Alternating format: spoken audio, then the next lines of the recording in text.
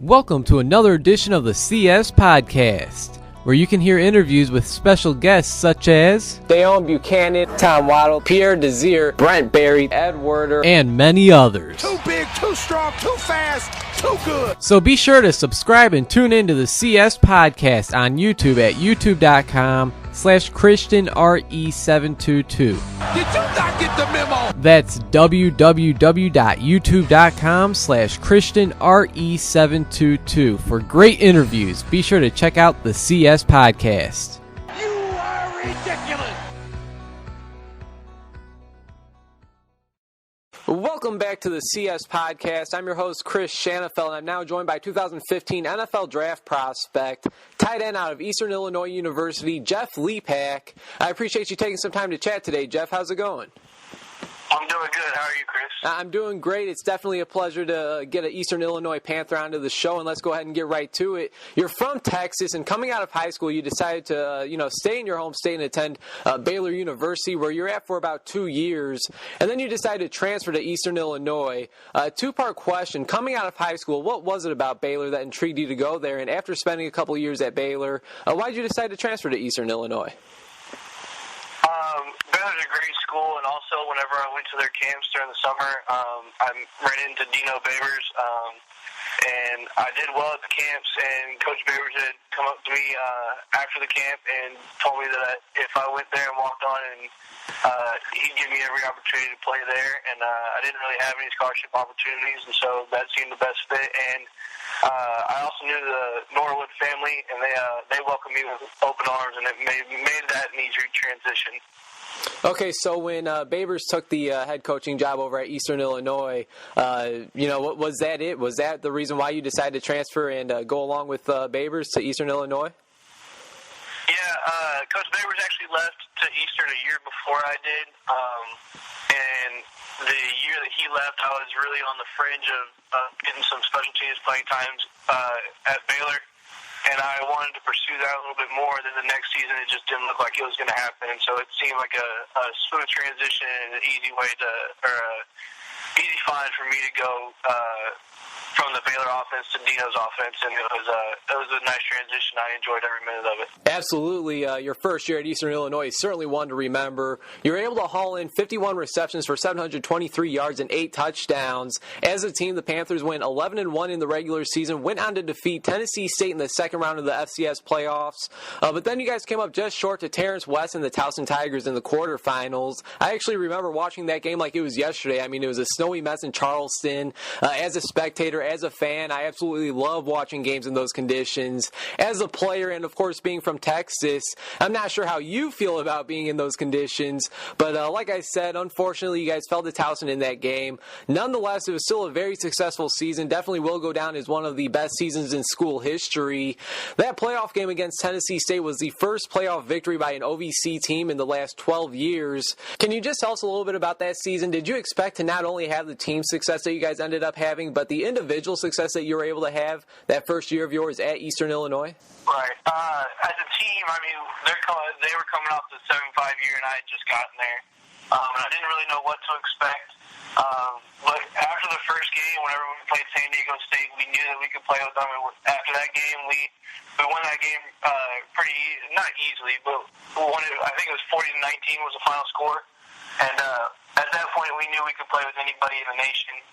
And it was just a matter of us putting our best foot forward every week.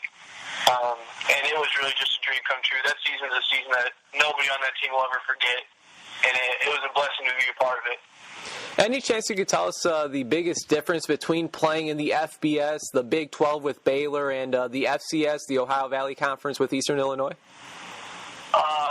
I would just say that the biggest difference between the FBS and the FCS is just the freakish athletes that you find at the FBS, the dudes who are 5'10" and 220 pounds and run 4.3 40s, and even that, the defensive ends that you see that are 6'9" and 270 and just can move and use their hands. And just the freak athletic ability is more the difference between the Division I and the FCS.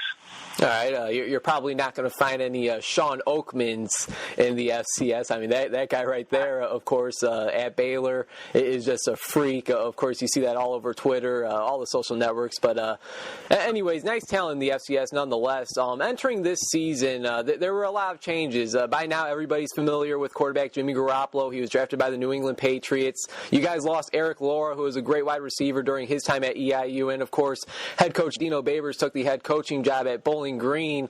Those are some pretty big pieces to replace, but the season must go on. So what were both your individual and team expectations for this past season, knowing that it'll be your final go-around at the college level? We didn't expect any drop-off. We came into the season expecting to pick up right where we left off. We had new coaches, we had new schemes, but we knew that we had the personnel to achieve anything that we wanted to achieve as long as we kept focused and put our best foot forward. Unfortunately, it didn't turn out like we wanted it to. Chris Schanfeld talking with 2015 NFL draft prospect Jeff LePak, tight end out of Eastern Illinois. And Jeff, like you said, this past season you guys struggled a little bit, especially early on, going 1-5 in the team's first 6 games, and then you guys were able to pull it together, go on a 4-game winning streak before dropping the last 2 and finishing the season 5-7. Individually, you were able to bring in 30 receptions for over 310 yards and a touchdown. Now, when I look at your highlight tape, I see that you show off your ability to catch the ball, your receiving skills. You're actually asked to block quite a bit this season, not only because you guys ran the ball a lot with your 2 running backs, Shepard Little and Taylor Duncan, but the quarterback, Jalen Whitlow, actually ran the ball a lot as well and was actually the team's leading rusher. Did you find yourself becoming a better blocker as the season went on with all the running you guys did? Definitely. It was a transition that I kind of started to do more over the past 2 years. I started to do it last year with Dino and then more this year with Coach Dameron. But definitely, as the season wore on, the more I did the footwork, the more I saw the plays, the more repetitions I got, the better I got at blocking. Yeah, I would definitely say my blocking progressed throughout the season. Now, I mentioned that you guys started the season 1-5. I know for the first maybe 3, 4, maybe 5 games of the season, you guys didn't have a true starting quarterback. Kentucky transfer Jalen Whitlow and New Mexico State transfer Andrew Manley were rotating in and out. Eventually, Whitlow did win the job, but when they were rotating, do you feel that affected the team in a bad way at all, not knowing who the main guy will be entering games or even during games, because they're 2 totally different quarterbacks, no? Right. I think it was a weird situation, and one of the things that we stressed in our team meetings was that we needed to choose one and go.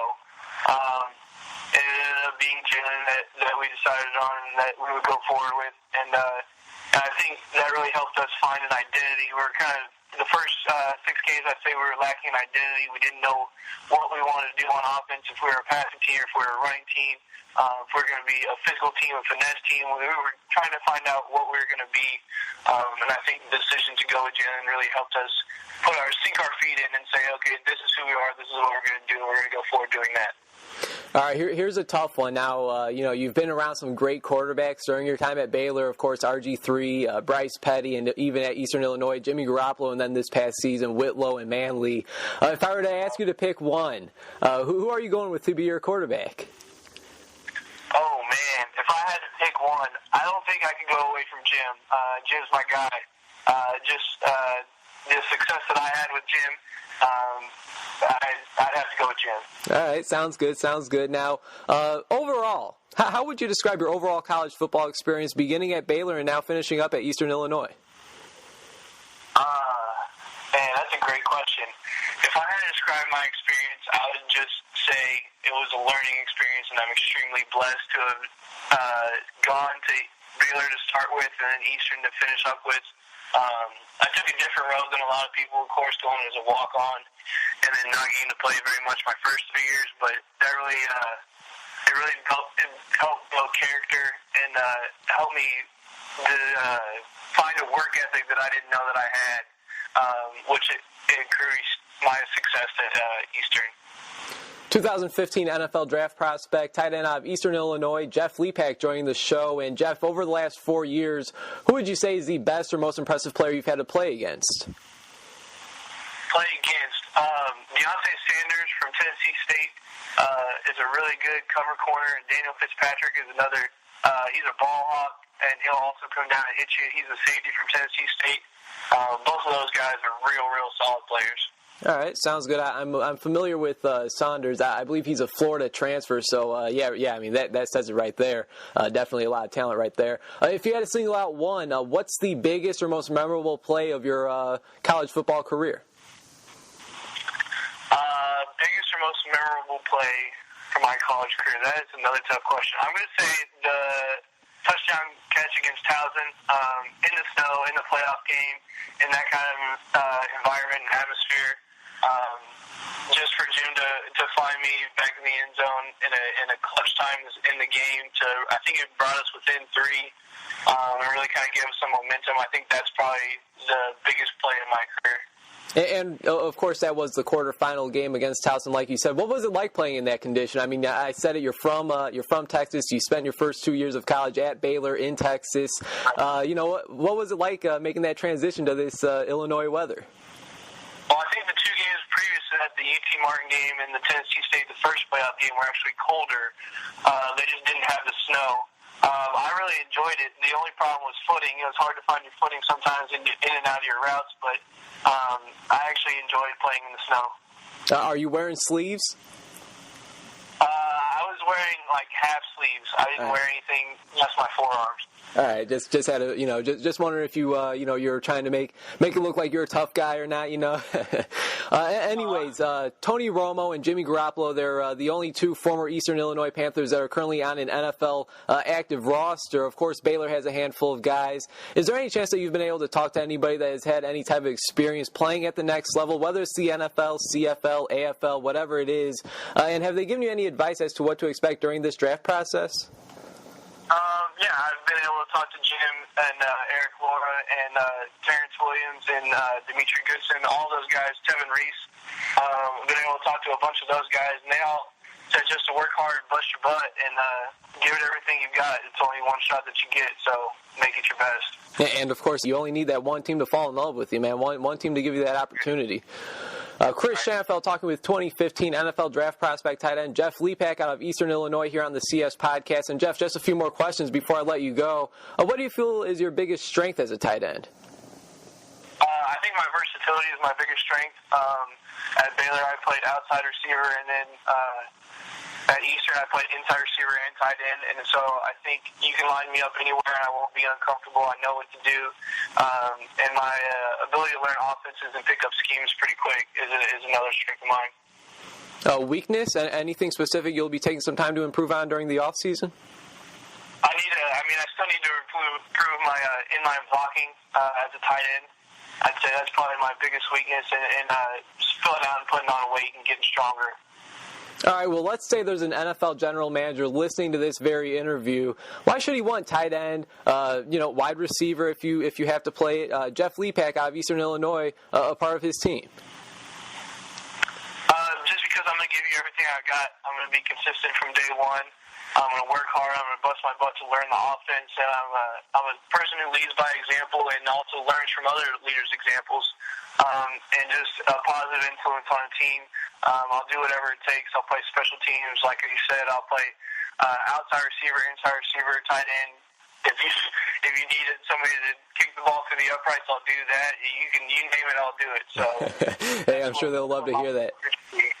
Is there a tight end currently playing in the NFL that you might compare your game to? I'd say Dennis Pitta or Travis Kelce are probably the 2 closest comparisons. Guys who are really more receiving threats than inline blockers, but can inline block as well, but also have great hands and ability to run after the catch. All right, so you take pride in being able to catch the football. Right. All right, sounds good. Now, has it sunk in yet that you've played in your final college football game? I mean, it's been a journey for you. Has it sunk in yet, and that the next time you play, it'll likely be in the pros? It hasn't sunk in yet, and just the thought of that you saying that brings a huge smile to my face. I've never dreamed of being in this position. As a kid, all I ever wanted to do was play football. And the opportunities that I've been blessed with, you can't write a better story. I can't be a more happy person to be where I'm at. But I would say no, it hasn't sunk in yet that have played my last collegiate football game, and my next game would be a pro. Can't wait to see what your reaction is when it does sink in. But, the draft is a few months away. It's actually going to be here in Chicago. What's next for you? Are you going anywhere to train any regional combines? Can you just tell us where you're at as of right now? Right now I'm in Waco. I'm living in Waco, training at Baylor. I've been training here for the past 3 weeks, and will continue to do that. I'm doing my pro day here at Baylor with these guys March 18th, and then whatever goes on from there goes on from there.